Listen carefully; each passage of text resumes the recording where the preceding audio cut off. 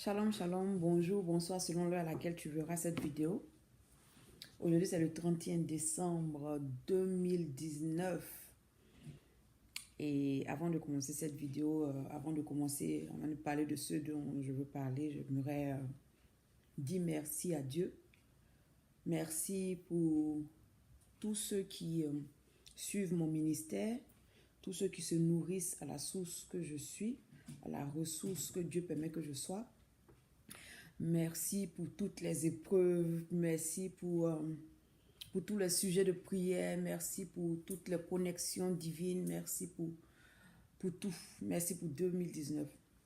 C'est vrai que tu n'as pas forcément atteint l'objectif que tu voulais atteindre, mais ce n'est pas la fin du monde, ok?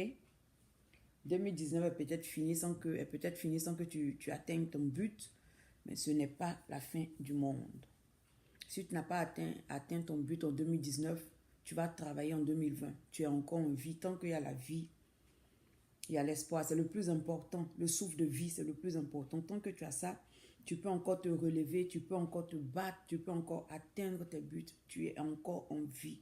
Tu as encore la possibilité d'y arriver. Tu es encore en vie. C'est ce qu'il faut retenir. Je suis encore en vie. Les complots qui ont été montés contre toi n'ont pas atteint leurs objectifs. Les flèches enflammées que l'ennemi a envoyées ne t'ont pas tué, ne t'ont pas terrassé. Les malédictions, les incantations qu'ils ont pu faire, toutes les choses qu'ils ont pu dire, les moqueries, les railleries, tout ce qu'ils ont pu dire de mauvais sur toi, tout ce qu'ils ont pu faire pour nuire à la personne que tu es de manière consciente, ça ne t'a pas détruit. Ça ne t'a pas détruit. Donc malgré comment tu as passé ton 2019, dis merci. Merci pour les épreuves, merci pour la douleur, merci pour la souffrance, merci pour les trahisons, merci pour les divisions, les séparations, merci pour la méchanceté que j'ai subie, merci pour les cœurs que tu as exposés, merci pour la vérité qui a éclaté, merci. Aujourd'hui, c'est le dernier jour. Dieu a permis que tu puisses traverser toutes les épreuves de 2019. Dieu a permis que tu puisses arriver à la fin de 2019. Il permettra aussi que tu vois 2020. Donc, merci, c'est tout ce qu'on peut dire. Amen. J'espère que tu vas bien. Et j'espère que tu vas bien et que ta foi est solide. Je l'avoue, 2019, il y a un vent de persécution qui a soufflé sur l'Église. Et seuls ceux qui sont véritablement en Christ peuvent en témoigner. Aujourd'hui, on va parler de Léa et de Rachel. On va sortir un peu des sentiers battus. On va sortir un peu des proses et de la littérature, purement littérature de la Bible, pour rentrer dans cette sphère purement, comment je vais dire, comment on dit ça? Cette sphère purement spirituelle, je dirais, mais le mot m'échappe. Cette sphère purement analogique de la chose, cette sphère subtile, cette sphère mystique, je dirais, cachée de ce passage, de l'histoire de Léa et de Rachel. Donc l'histoire, c'est long, je ne vais pas tout lire, je vous donne les références et puis chacun lira après. Donc c'est Genèse 29 à partir du verset 6. Et puis, on va lire seulement le verset 6 et puis ensuite les versets 15 jusqu'à, je vais dire, 18. On va s'arrêter à ça. On va pas... Donc ici, pour résumer l'histoire, c'est Jacob, après avoir volé les bénédictions de son frère, il fuit la maison de son père pour aller chez son oncle. Et quand il arrive dans la ville où son oncle réside, Bon, il se renseigne, puis on lui dit, ah, mais voilà la fille de ton, voici la fille de Laban, son oncle Laban, voici l'une de ses filles, tout ça. Et la Bible nous montre que dès que Jacob a vu Rachel, il était amoureux. Dès qu'il l'a vue, il n'a pas attendu. La Bible dit,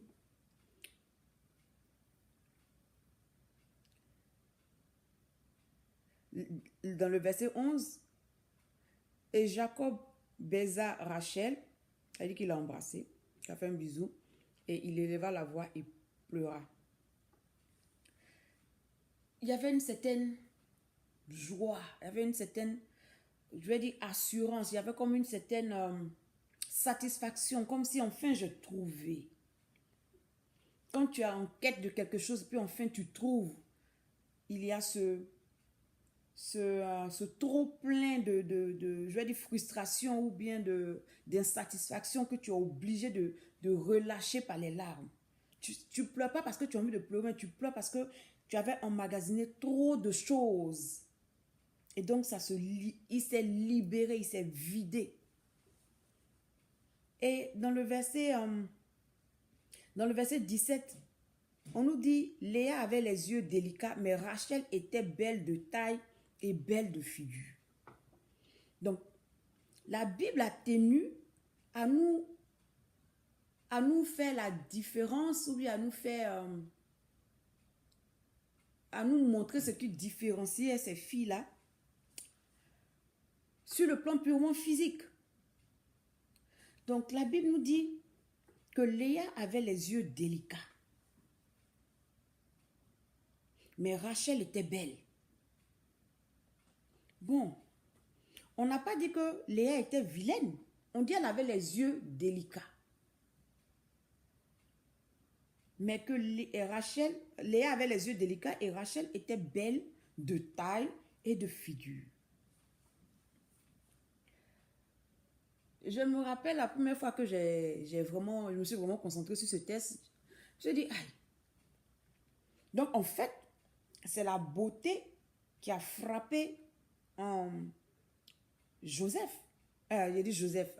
Jacob. C'est la beauté de Rachel qui l'a attiré. C'est ce qu'il a vu en premier. Quand il a vu ça, il était ébloui.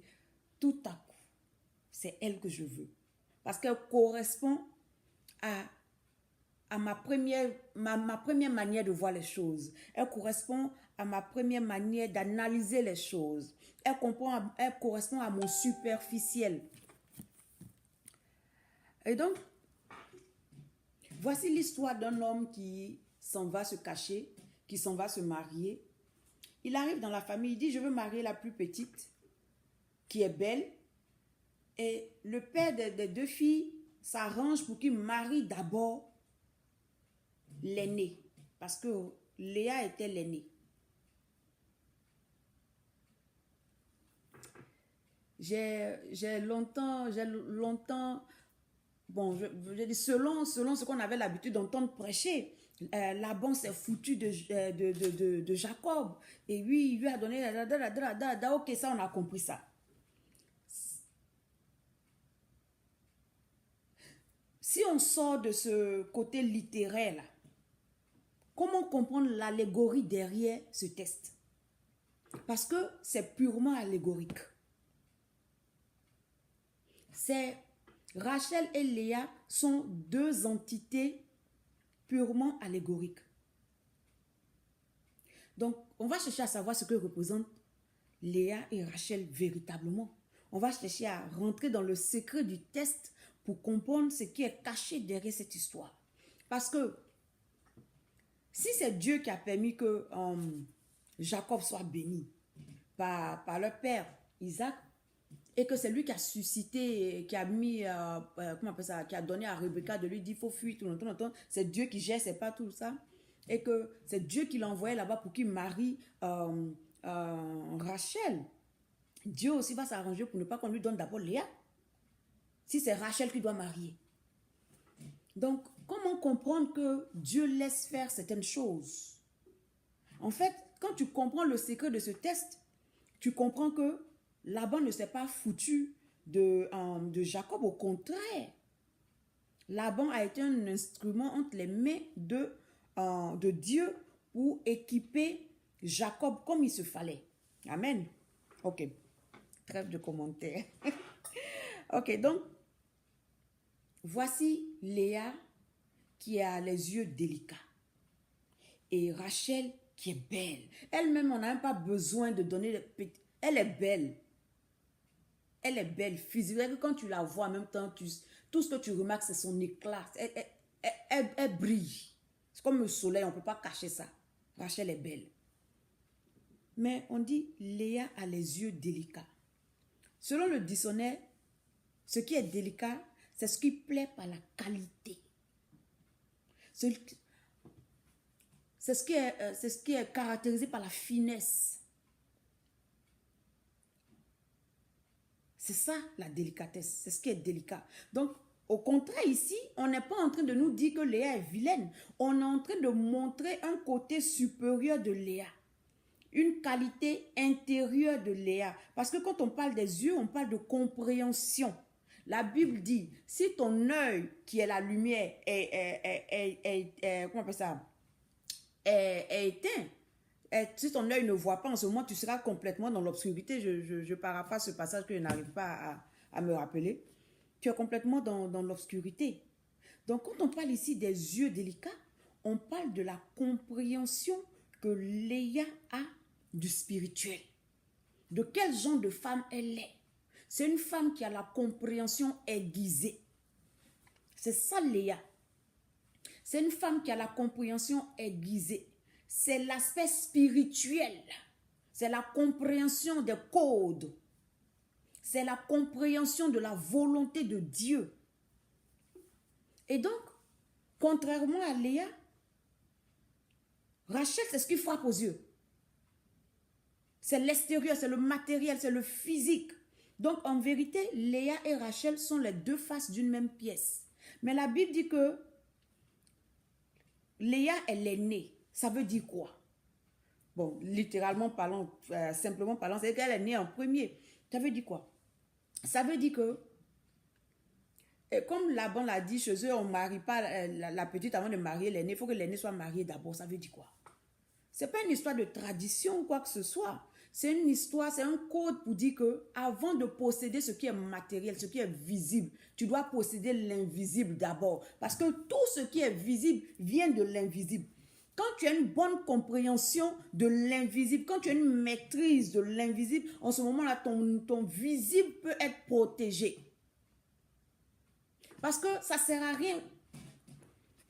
Vous voyez, quand Dieu t'appelle, il t'appâte en griffe avec le visible. Il te montre que tu vas devenir un homme de Dieu, ceci, tu vas devenir les songes, les gens près de toi, je te vois, toi, je vois ton étoile briller, toi, tu vas imposer les mains, toi, tu vas... Ça, c'est le Rachel que tout le monde voit. Mais quand tu viens à Dieu, quand tu commences ton parcours pour aller vers Dieu, vers Laban, qui est la lune, qui est la blancheur, la clarté, quand tu commences ton parcours pour aller là-bas, c'est vrai, tu vas voir Rachel sur la route. Tu vas vouloir épouser Rachel, mais, pardon, mais Dieu va te donner d'abord Léa. C'est pourquoi quand tu donnes ta vie à Christ, tu as l'impression que tout devient difficile. Parce que Dieu veut te donner le secret du spirituel d'abord. La Bible dit quoi? Cherchez premièrement le royaume des cieux et tout le reste là, on va vous donner ça. Le reste, ça c'est goissou. Mais si tu n'as pas l'essentiel, puis tu cours d'abord après le paraître, là, tu veux qu'on voit que tu es un puissant homme de Dieu, tu es un puissant ministère, tu es ceci, tu es cela, tu veux qu'on voit ça d'abord. Mais pour Dieu, ce n'est pas le plus important. Le plus important, ce n'est pas que tu aies une grande salle avec beaucoup de peuple. Le plus important, c'est que toi-même d'abord, tu sois formé. Que tu reçoives cette formation délicate, cette finesse spirituelle, cette sensibilité des choses, cette compréhension délicate des choses spirituelles. Donc, il faut d'abord que tu épouses Léa. Il faut d'abord que tu épouses Léa. Il faut d'abord que tu épouses le spirituel. Il faut d'abord que tu épouses la compréhension, la formation. Il faut d'abord que tu aiguises ton spirituel. Il faut d'abord que tu ailles vers ce qui est invisible, vers ce qui ne frappe pas aux yeux. Ce que les gens, parce que quand Dieu t'appelle, oui, mais tellement d'hommes de Dieu ont dit que oui, ils me voient en train de faire comme ça, mais je regarde ma vie, ça n'a rien à voir avec ce qu'on a dit. Mais oui, parce qu'actuellement, tu es en plein mariage avec Léa. 7 années de mariage avec Léa. Donc, ça veut dire quoi? Tu vas être avec Léa pendant un temps de formation qui dépend de Dieu. Jusqu'à ce que Dieu décide que tu as atteint cette délicatesse de l'œil. Quand tu auras possédé ces yeux délicats, tu pourras avoir l'extérieur qui est beau. Tu pourras avoir le Rachel. Le Rachel, c'est là maintenant où quand tu parles, les gens sont épatés. On te voit, ce qui sort de ta bouche est beau. Ça brille parce que Christ a été formé en toi par Léa. Il ne faut pas oublier que c'est Léa qui est la source de Judas, qui est l'ancêtre du Christ. Quand tu auras épousé Léa, quand tu auras manifesté toute, comment je vais dire ça, quand tu auras manifesté l'habilité à produire Judas, en ce moment-là, tu verras que la Rachel te sera donnée. Tu ne peux pas, le problème c'est ça. Nous sommes frustrés parce que nous voulons Rachel tout de suite. On veut la gloire, on veut ce qui est visible. La Bible dit que Rachel était belle de taille et de figure. C'est-à-dire que quand tu arrives dans la maison de son père, là, la première personne que tu vois là, même si les deux sont assises là, la première personne que tu vois c'est Rachel. Elle est trop mal jolie. Elle est comme elle brise. C'est que ses rayons, on ne peut pas cacher ses rayons. Donc nous tous là, on veut Rachel. Nous tous on veut Rachel. Nous, qui ne veut pas posséder la gloire, qui ne veut pas être vu, qui ne veut pas qu'on dise, ah ton ministère si ou bien, ah c'est son mariage si ou bien, oh, tes enfants, tout le monde veut ça. Parce que la vérité c'est qu'épouser Léa, ce n'est pas une petite affaire. Épouser Léa, c'est une formation délicate, c'est difficile. Les hommes qui sont passés par la main de Dieu, là, eux, ils savent la vérité. Ils savent la vérité. Épouser le mariage avec Léa. Et donc, ce qu'il faut comprendre, c'est que Dieu t'a promis peut-être de grandes choses. Et ce n'est pas parce que tu es en train de passer par des moments difficiles que la promesse est vaine ou bien est rendue stérile. Non, au contraire.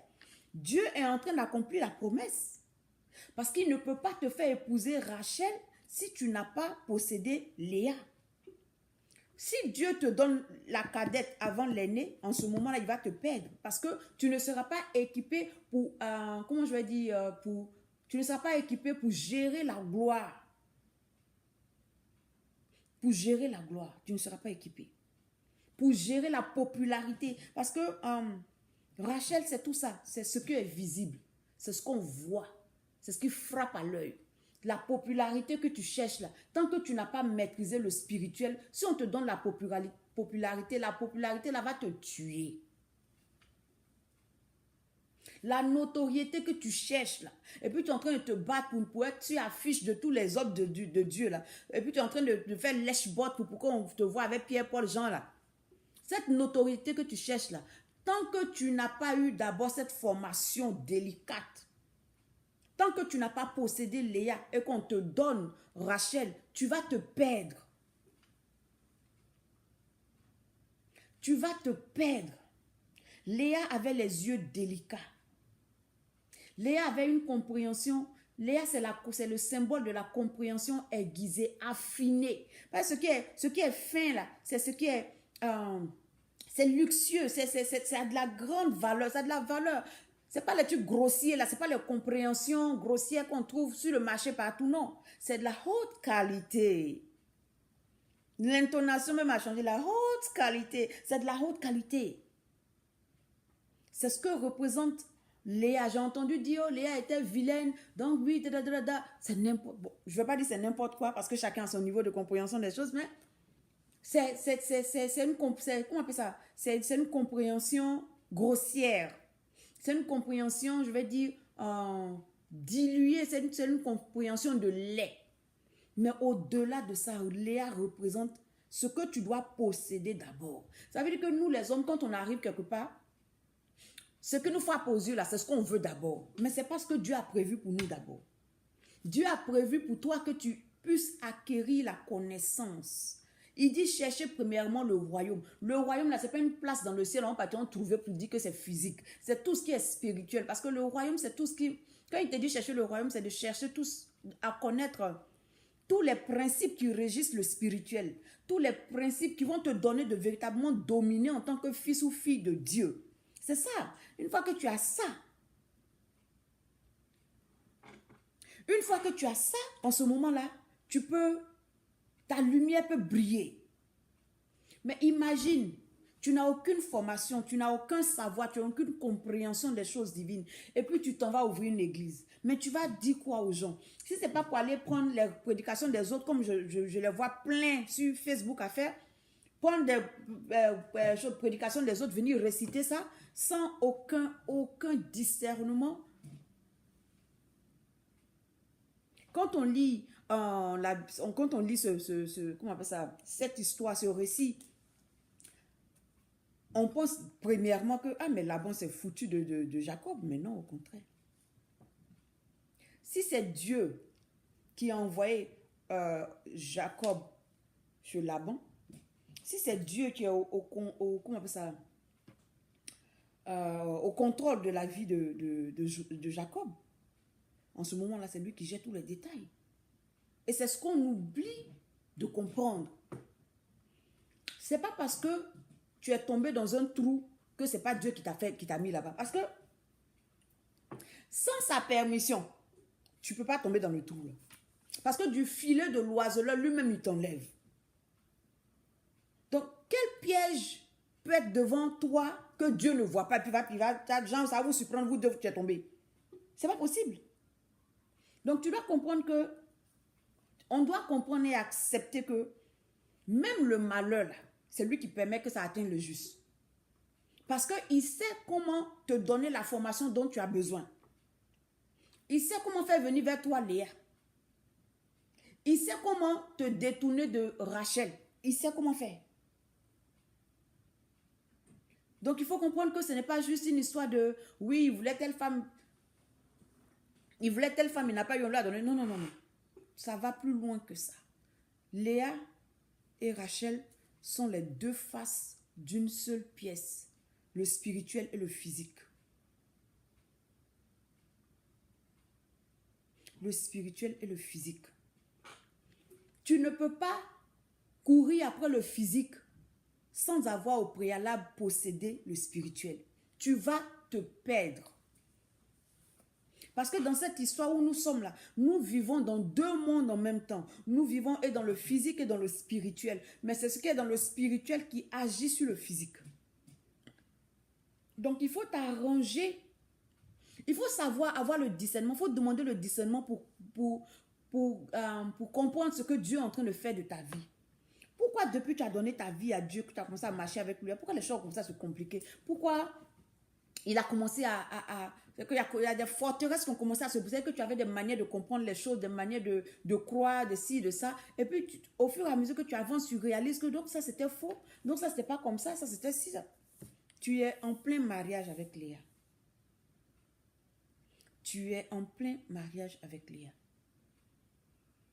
Tu n'es pas perdu, tu n'es pas dans la détresse. Quoique ça ressemble pour la chair, ça ressemble à la détresse. Quoique pour l'humain, pour la mentalité humaine, ça ressemble à la détresse, ça ressemble à une situation désespérée. Non, tu es en plein mariage avec Léa. Dieu a permis que tu rencontres. C'est que tu as rencontré Rachel, tu as vu à quoi tu as appelé. Tu as vu que Dieu dit, va faire de toi ci, va faire de toi ça. Ça, c'est la rencontre avec Rachel. C'est la rencontre avec l'extérieur. C'est la rencontre avec ce que tout le monde peut voir. Mais la délicatesse de l'œil de Léa, tout le monde ne voit pas ça. Tout le monde ne voit pas ça. Donc, Dieu veut t'envoyer à développer ton intérieur, ton Léa. Parce que quand on lit l'histoire de Jacob, après la naissance de Benjamin, Rachel est morte. Rachel est morte. Ce qui a fait tenir Jacob jusqu'à la fin, c'est Léa. Donc, si tu n'as pas développé le Léa en toi, le spirituel en toi, et qu'il arrive un problème à ton Rachel que tu exhibais, ton Rachel que tu utilisais comme bouclier, comme ta seule joie, ta seule possession, s'il arrive un problème avec ton Rachel, mais tu es foutu. Alors que quand ton Léa est solide, peu importe le problème qui va arriver à ton Rachel, tu tiens la route. Si ton Léa n'est pas plus fort que ton Rachel, toutes les épreuves vont te faire tomber. Il faut que ton Léa soit développé, ton spirituel, la délicatesse de ta compréhension. Il faut que tes yeux, il faut que tu aies ces yeux délicats là. Il faut les avoir. Il faut avoir la compréhension aiguisée. Il faut avoir cette manière de pouvoir décoder la Bible, de pouvoir accéder au secret qui est caché derrière les écrits. Et c'est en ce moment-là seulement que quand tu épouses Léa, quand tu possèdes maintenant Rachel, tu as les deux, tu es complet. Parce que avec Rachel vient une servante, avec Léa vient une servante. Ça, c'est un autre thème. On va aborder ça une autre fois. Mais, il faut comprendre. Le spirituel, elle est née. Le spirituel, elle est née. Tu ne peux pas courir après la cadette et puis oublier l'aîné.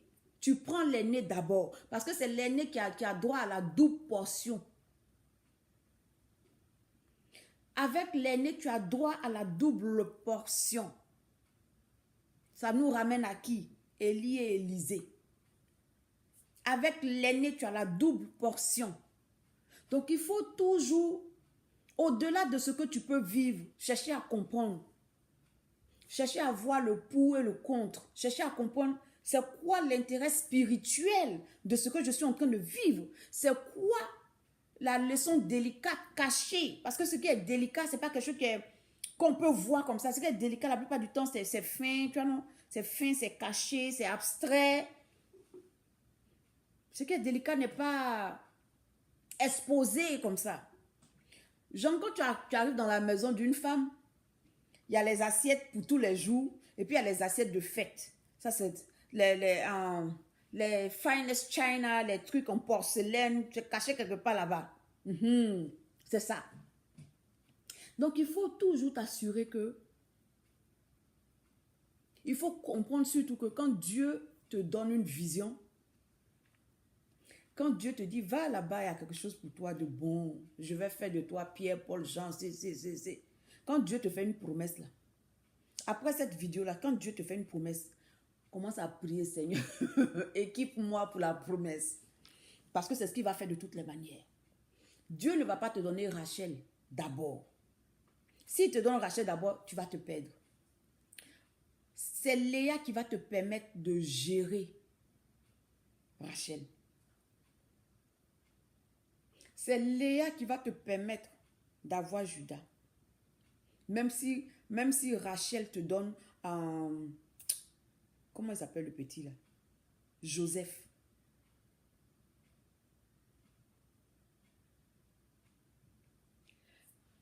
Donc, il faut comprendre ça. Cette histoire, ce n'est pas seulement une histoire de tromperie. Ce n'est pas seulement une histoire de polygamie. Non. Ça n'a même rien à voir avec. Ce n'est pas une histoire de polygamie. Ce n'est pas une histoire de... Laban veut dire, Jacob veut dire le marmailleur. Non, non, c'est n'importe quoi. Je suis habitué à cette expression-là. C'est pas ce que je voulais dire. Je voulais dire c'est n'importe quoi, mais c'est pas ça. C'est pas de ça seulement qu'il s'agit. C'est pas de ça seulement qu'il s'agit. Il s'agit ici de deux aspects de la vie. Et Dieu ici est en train de nous dire que l'aspect spirituel est l'aîné. On doit d'abord acquérir tout ce qui est spirituel. On doit aller d'abord dans les profondeurs avant de chercher à te faire voir, avant de chercher à montrer aux autres que tu es ci, tu es ça, tu es ci, tu es ça. Il faut d'abord que tu sois en contact avec Léa. Il faut d'abord que tu épouses Léa. Il faut d'abord que tu fasses un avec Léa. Quand tu feras un avec Léa, tu sauras gérer ta Rachel.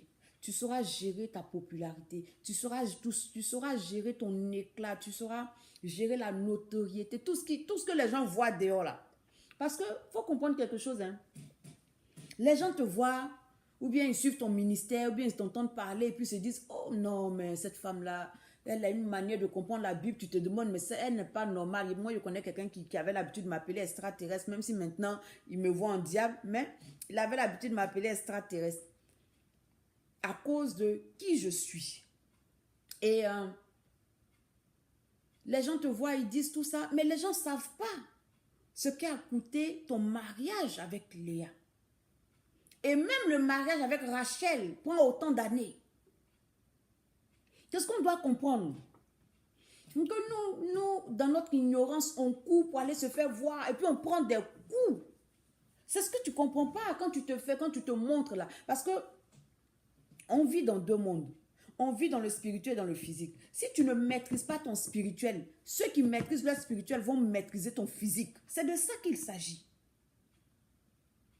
Ceux qui maîtrisent leur spirituel vont maîtriser ton physique. Donc, ce que tu dois faire, c'est de maîtriser ton spirituel d'abord. Quand tu maîtrises ton spirituel, tu maîtrises ton physique, tu maîtrises aussi le physique de ceux qui pensent qu'ils maîtrisent leur spirituel.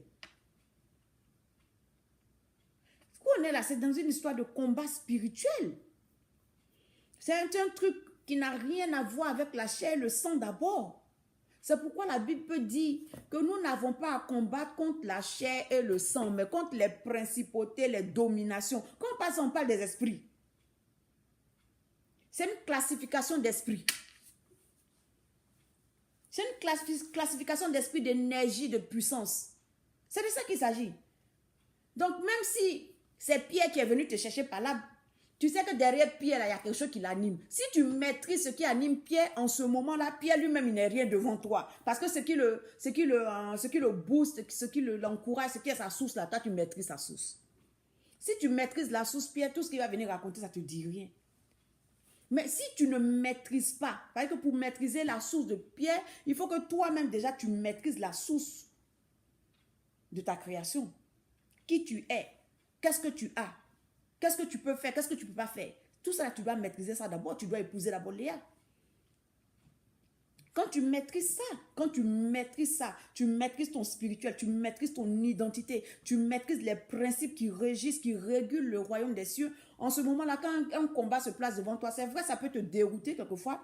La chair reste la chair. Il n'y a pas quelqu'un sur la terre, là, ils sont venus dire, comme Job, ton papa est mort, ta mère est morte, tes enfants sont morts, et puis il a fait, oh, bah, c'est la vie. Non. Peu importe ton élévation spirituelle, à cause de ce que tu t'es attaché à ces personnes-là, tu vas avoir mal. Tu vas avoir mal. Et donc, le plus important, c'est de maîtriser le spirituel, ton spirituel, afin de pouvoir maîtriser le spirituel des autres. Parce que si eux, ils maîtrisent pour eux, tu ne maîtrises pas, ils vont maîtriser ton physique. Donc, il ne faut pas courir après Rachel, quoi que ce soit elle la plus belle. La gloire est toujours jolie. Qui a dit que la souffrance est jolie? La gloire est toujours... Qui a dit que l'étude même est jolie? Toi, tu t'assois dans ta Bible comme ça pour chercher, regarder, lire tout le temps, chercher les concordances. C'est fatigant. Qui aime ça? Pas tout le monde. Mais tu es obligé de passer par là d'abord. Quand tu passes par là et puis tu acquiers tout ce que tu dois acquérir comme délicatesse, comme mère délicat. En ce moment-là, tu peux maintenant travailler à avoir Rachel. Tu peux travailler à avoir la popularité, la notoriété, la gloire. Tu peux travailler à être vu, à être connu. Parce que déjà toi-même, tu connais ton Créateur et tu te connais. Déjà toi-même, tu as acquis la connaissance délicate, fine. Ce n'est pas les connaissances grossières, les interprétations, les doctrines bizarres qu'on entend maintenant. Là, ça n'a rien à voir. Ça n'a rien à voir. Mais si tu possèdes Léa, tu possèdes le spirituel, tu te laisses imprégner par cette réalité spirituelle, tu te laisses complètement envahi par Dieu, tu gères Rachel comme il n'y a rien. Tu gères Rachel comme il n'y a rien.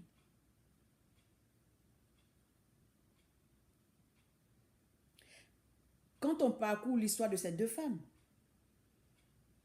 on voit que Léa a toujours su se comporter avec sagesse, avec habileté. Elle connaît la petite là. J'ai dit la petite là comme ceci. Mais elle connaît. Elle connaît. Elle savait quoi faire, où faire, comment faire. C'est elle qui est restée en fin de compte. C'est elle qui est restée. Donc, pour dire que ton Rachel peut prendre un coup, ton Léa ne va jamais prendre un coup. Ton Léa, s'il est ferme, il ne va pas prendre un coup. Si ton spirituel est posé, le vent, c'est comme le dit la Bible, si ta maison est bâtie sur le rocher, sur le roc, la tempête va venir, le vent, tout va taper. C'est vrai, peut-être ta maison va bousculer un peu. Mais cette maison ne va pas se casser. Ta foi ne va pas voler en éclats. Même si ta foi va chanceler, ça arrive, c'est normal. Mais à cause de ce que tu as des fondations, des fondements solides, tu tiens. Parce qu'il y a des épreuves là, quand ça vient là. C'est comme dans les films, là, quand les policiers, dans les films, comment on appelle ça? Ils tombent sur une maison, puis ils commencent à crier de part et d'autre pour s'aimer la confusion, la zizanie dans le cœur des personnes qui sont dans la maison, qui veulent attaquer, mais je ne sais pas quoi. Là. Dans les films policiers, je ne sais pas si vous avez déjà remarqué ça. Quand les policiers arrivent, ils commencent à crier, police, tout le monde crie en même temps. Ceux qui sont dans la maison où les policiers partaient là, ils commencent à paniquer. Il y a des épreuves comme ça, quand ça vient là. Ça vient partout à gauche, tout le monde crie. Aïe. Mais si tu as pris le temps de comprendre ce que Dieu est en train de faire avec toi, tu as demandé à Dieu, je veux marier Rachel, l'Éternel, je veux ceci, ce que tu voulais faire avec moi, l'Éternel, oui, le zèle de ta maison me brûle, tout ça là, tu as fini de dire ça. Et puis, quand tu finis de faire toutes ces prières, Dieu te montre de grandes choses, de belles choses, des choses belles de figure et de taille. Toi-même, tu vois, tu dis, oui, Seigneur, je suis d'accord avec ça. Je veux épouser cette vision. Oui, Seigneur, c'est cette vision que je veux. Tu embrasses la vision, tu commences à pleurer tellement tu es. C'est ça. Tu dis, Seigneur, tu connais mon cœur. Quand tu finis, toi et Dieu, vous finissez de faire ça là. Et puis lui, maintenant, il se lève maintenant pour te dire, voilà le lien. Tu penses que c'est parce que Dieu veut t'induire en erreur? Non. C'est parce que Dieu veut t'induire en erreur, ou bien qu'il prend plaisir à te voir souffrir, ou bien que Dieu, il est assis là-bas, puis il planifie comment il va faire pour se foutre de nous. Non, c'est pas ça. Quand tu finis de faire, oui, je veux Rachel, Rachel est belle, tout ça là, il t'envoie Léa. Et que Léa, la beauté de Léa, on ne voit pas ça comme ça. Il faut avoir l'œil ouvert pour voir qu'elle-même, elle a les yeux délicats. Il faut avoir l'œil ouvert, il faut avoir la compréhension pour voir que c'est une perle rare. Léa, c'est une perle rare. Léa, c'est une perle rare. Et donc, quand tu as fini de faire ton cinéma, que tu veux, Rachel, tu es dans tous tes états là, Dieu va t'envoyer Léa. Parce que c'est Léa qu'il te faut d'abord. C'est l'aîné, le spirituel qu'il te faut d'abord. Quand tu auras acquis ça, quand tu auras acquis cette connaissance, cette compréhension, quand tu seras assis, en ce moment-là, quand on te donne Rachel, tu sais gérer Rachel. Mais Dieu ne va pas te donner quelque chose qui va te perdre. Il ne va pas te donner quelque chose qui va t'emmener à ta perte. Il ne va pas te donner quelque chose qui, en fin de compte, va ça viser être une malédiction. Ça verrait être une malédiction pour toi. Ce n'est pas le but de Dieu. Dieu n'a jamais voulu faire ça. Ce n'est pas le but de Dieu. Donc, j'espère qu'au sortir de cette vidéo, tu vas comprendre ce que tu vis et pourquoi tu vis ce que tu vis. Pourquoi tu as l'impression que depuis là, éternel, depuis là, je ne suis pas encore rentrée dans mon année de gloire. Chaque fois, on fait les traversées. Je sais que cette année-là, ils vont encore trouver des thèmes pas possibles. L'année de la tortue qui s'envole. Mais chaque fois, on finit de faire les années à thème et puis tu es toujours pareil. Tu sens que tu ne vois pas que ta période de vache maigre n'est pas encore finie. Tu dis, mais qu'est-ce qui se passe? Tu es juste en train d'épouser. Tu es juste dans un mariage avec Léa. C'est normal, c'est nécessaire. Donc, prends le temps. C'est vrai que tu vas peut-être dire que oui, moi, je ne comprends pas. Frère, soeur, si j'arrive à t'expliquer ça, c'est parce que je suis passé par là, je comprends. L'enseignement, là, je n'ai pas reçu ça d'un homme. Il y a des révélations, là. Tu as écouté les prédications, mais il y a des révélations. C'est Dieu même, c'est dans la souffrance qui t'apprend ça. C'est dans la souffrance que Dieu te dit, voilà pourquoi tu souffres. Voilà ça, voilà ce que je veux te donner, voilà. Tu comprends? Donc, c'est vrai que c'est difficile d'être dans un mariage avec Léa parce que tu ne vois pas sa beauté. Tu te dis, mais qu'est-ce que je fous ici, mais Seigneur, c'est pas ce que je voulais. Mais Seigneur, c'est pas ce que je voulais dire. Non, quand j'ai prié, moi, j'ai dit, mais Seigneur, c'est pas ce que tu m'as montré. C'est parce que j'ai vu d'abord quand je venais ici. Moi, j'ai vu Rachel sur la route. C'est Rachel le veut marier. Mais Dieu est en train de te dire, tu as besoin de Léa d'abord, c'est l'aînée. Tu dois passer par elle d'abord, tu dois passer par ce chemin-là d'abord. Tu dois apprendre d'abord.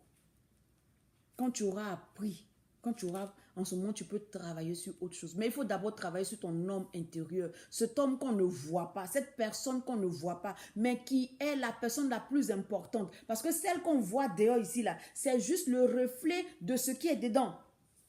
Donc, si ce qui est dedans est ignorant, ce qui est dedans est vaniteux, est arrogant, est orgueilleux, ce qui est dehors va juste refléter ça. Les gens qui ont les yeux pour voir vont voir qu'au-delà de ce qui paraît beau, il n'y a rien. Il n'y a rien, il n'y a pas de substance. Que tout ce que tu montres là, c'est juste, comment on appelle ça? C'est ce qui fait que quand ton homme intérieur n'est pas développé selon la parole de Dieu, tu vois qu'un joli garçon comme ça, puis il est méchant. Ou bien quelqu'un qui est prêt, il est prêt à te faire du mal consciemment. Il sait que s'il fait ça, ça te fait mal, puis il fait. C'est parce que l'homme n'a pas encore marié, la personne n'a pas encore marié Léa. Tu n'es pas encore rentré en contact avec ce que Dieu veut. Tu n'es pas encore rentré en contact avec qui Dieu est. Tu n'as pas encore acquis cette délicatesse-là du spirituel qui te donne le discernement, la sagesse, la connaissance, qui te donne de connaître qu'était la volonté de Dieu. Tu n'es pas encore arrivé là. Donc, tu ne peux pas véritablement manifester ta royauté humaine. Tu ne peux pas. Tu vas te comporter comme un animal. Tu vas te comporter comme un animal. Donc, j'espère qu'au sortir de cette vidéo, il a dépassé mon temps. J'espère qu'au sortir de cette vidéo, tu vas comprendre ce que tu es en train de vivre et que ça va rendre ça un peu plus facile. C'est vrai que ça ne peut pas faire partie de la douleur ou quoi que ce soit, mais au moins quand tu comprends ce que tu vis, tu l'acceptes mieux. Donc, je prie que tu comprennes que Léa, c'est pour ton bien. Rachel est en route. Tu auras Rachel. Tu ne peux pas avoir Léa sans... Ce n'est pas possible. Ce sont les deux faces d'une même pièce. Ce sont les deux faces d'une même pièce. Tu auras Rachel. Celle que tu as vue sur la route quand tu venais. Celle qui a fait briller tes yeux. Celle qui a fait que tu as couru même dans la maison de Laban là. Tu l'auras. Tu auras Rachel. Mais d'abord, il faut que tu aies l'aîné. D'abord, il faut que tu aies Léa. D'abord, il faut que tu fasses connaissance avec Léa. Il faut que tu apprennes. Il faut que tu maîtrises le spirituel. Il faut que tu rentres dans le spirituel. Il faut que tu construises ton homme intérieur. Il faut que tu bâtisses Dieu en toi. Il faut que Christ soit bâti en toi. Il faut que Christ se révèle, se manifeste au plus profond de toi pour que tu puisses l'extérioriser. Pour qu'il puisse véritablement vivre à travers toi. Amen. J'espère que cette vidéo t'a fait du bien et bonne année à tout le monde. Comme aujourd'hui, c'est le 31 décembre. Bonne année. J'espère que vous n'allez pas faire dans l'excès. Et puis, à l'année prochaine.